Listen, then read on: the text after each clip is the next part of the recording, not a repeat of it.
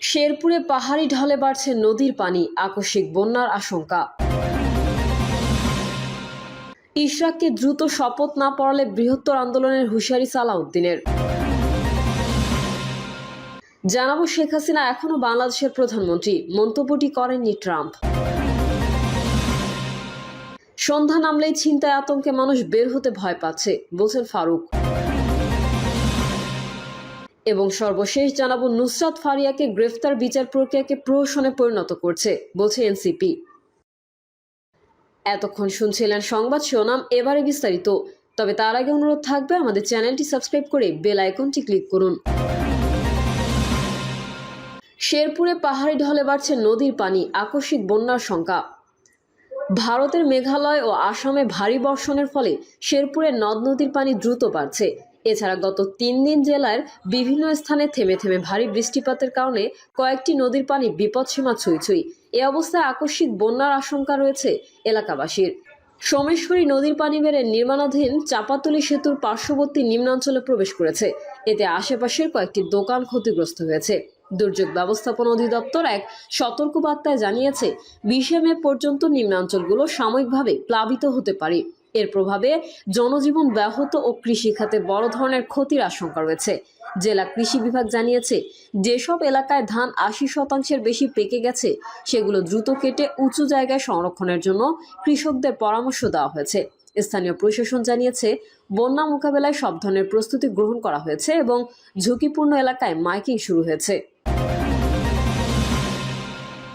নুসরাত ফারিয়াকে গ্রেফতারে বিচার প্রক্রিয়াকে প্রহসনে পরিণত করেছে, বলছে এনসিপি।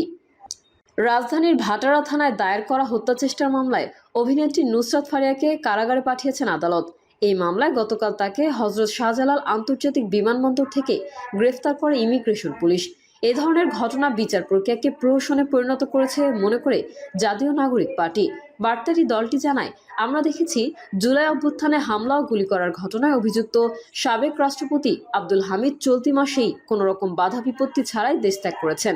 অভ্যুত্থান পরবর্তী সময়ে বিভিন্ন সেনানিবাসে আশ্রিত 626 জন ব্যক্তির পরিচয় এখনও প্রকাশিত হয়নি।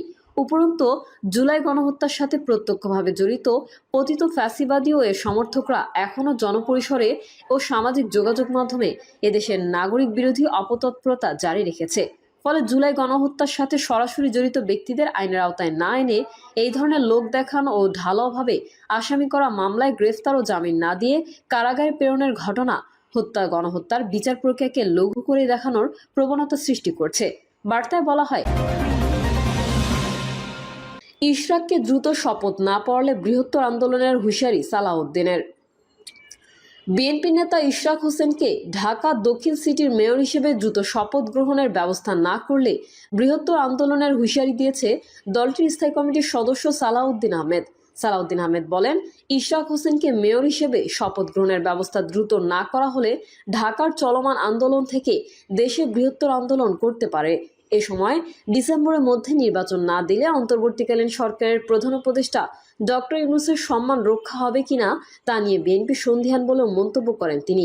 রাজনৈতিক দল হিসেবে আওয়ামী লীগকে বিচারের আওতায় আনতে হবে উল্লেখ করে দেশে আওয়ামী লীগ আর কখনো রাজনীতি করতে পারবে কিনা তা আদালত সিদ্ধান্ত নেবেন বলে জানান সালাউদ্দিন।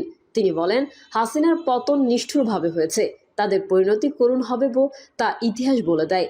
বাংলাদেশে যেন আর কোনোদিন কোনো স্বৈরশাসন প্রতিষ্ঠিত না হয় তার সব পথ বন্ধ করতে হবে বলেও উল্লেখ করেন তিনি। বিএনপির স্থায়ী কমিটির এই সদস্য বলেন, আমরা নির্বাচনের কথা বললে অন্তর্বর্তীকালীন সরকার খুব নারাজ হয়। বর্তমান পরিস্থিতিতে নির্বাচিত সরকারের বিকল্প নেই। শেখ হাসিনা এখনো বাংলাদেশের প্রধানমন্ত্রী, মন্তব্যটি করেননি ট্রাম্প। এআই প্রযুক্তির মাধ্যমে মার্কিন প্রেসিডেন্ট ডোনাল্ড ট্রাম্পের কণ্ঠ নকল করে শেখ হাসিনা সম্পর্কে তৈরি একটি ভিডিওকে ট্রাম্পের মন্তব্য দাবি করে প্রচার করা হচ্ছে। এটিকে মিথ্যা বলে শনাক্ত করেছে রিউমার স্ক্যানার।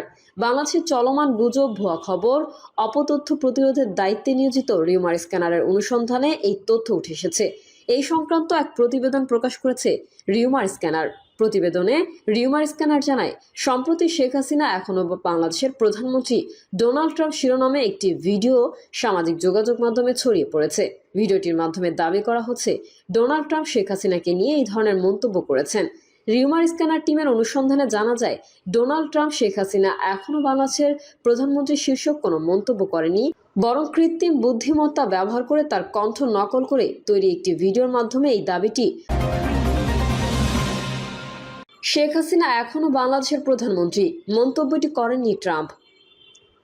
এআই প্রযুক্তির মাধ্যমে মার্কিন প্রেসিডেন্ট ডোনাল্ড ট্রাম্পের কণ্ঠ নকল করে শেখ হাসিনা সম্পর্কে তৈরি একটি ভিডিওকে ট্রাম্পের মন্তব্য দাবি করে প্রচার করা হচ্ছে। এটিকে মিথ্যা বলে শনাক্ত করেছে রিউমার স্ক্যানার। বাংলাদেশের চলমান গুজব, ভুয়া খবর, অপতথ্য প্রতিরোধের দায়িত্বে নিয়োজিত রিউমার স্ক্যানারের অনুসন্ধানে এই তথ্য উঠে এসেছে। এই সংক্রান্ত এক প্রতিবেদন প্রকাশ করেছে রিউমার স্ক্যানার। প্রতিবেদনে রিউমার স্ক্যানার জানায়, সম্প্রতি শেখ হাসিনা এখনও বাংলাদেশের প্রধানমন্ত্রী ডোনাল্ড ট্রাম্প শিরোনামে একটি ভিডিও সামাজিক যোগাযোগ মাধ্যমে ছড়িয়ে পড়েছে। ভিডিওটির মাধ্যমে দাবি করা হচ্ছে, ডোনাল্ড ট্রাম্প শেখ হাসিনাকে নিয়ে এই ধরনের মন্তব্য করেছেন। রিউমার স্ক্যানার টিমের অনুসন্ধানে জানা যায়, ডোনাল্ড ট্রাম্প শেখ হাসিনা এখনও বাংলাদেশের প্রধানমন্ত্রী শীর্ষক কোনো মন্তব্য করেনি, বরং কৃত্রিম বুদ্ধিমত্তা ব্যবহার করে তার কণ্ঠ নকল করে তৈরি একটি ভিডিওর মাধ্যমে এই দাবিটি প্রচার করা হচ্ছে। বিষয়টি নিয়ে অনুসন্ধানের শুরুতে রিউমার স্ক্যানার ভিডিওটি পর্যালোচনা করে। এতে দেখা যায়, ট্রাম্পের ঠোঁটের নড়াচড়া ও বক্তব্যের মধ্যে অসঙ্গতি রয়েছে। রিভার্স ইমেজ সার্চের মাধ্যমে ট্রাম্পের একই স্থান ও একই পোশাকে একাধিক বক্তব্যের ভিডিও পাওয়া যায়, তবে প্রচারিত বক্তব্যটি কোথায় পাওয়া যায়নি। এমনকি তার এই ধরনের বক্তব্য লিখিত আকারেও দেশীয় বা আন্তর্জাতিক কোনো গণমাধ্যমে প্রকাশিত হয়নি। ভিডিওটি দাবি করা হয়, ট্রাম্প 15 মে বাংলাদেশ সফরে আসবেন। ডোনাল্ড ট্রাম্পের মতো একজন গুরুত্বপূর্ণ ব্যক্তি বাংলাদেশ সফর করলে তা দেশীয় আন্তর্জাতিক গণমাধ্যমে প্রচারিত হতো। তবে এই প্রতিবেদন লেখার সময় আজ পর্যন্ত ট্রাম্পের বাংলাদেশ সফর নিয়ে কোনো নির্ভরযোগ্য সূত্রের তথ্য পাওয়া যায়নি।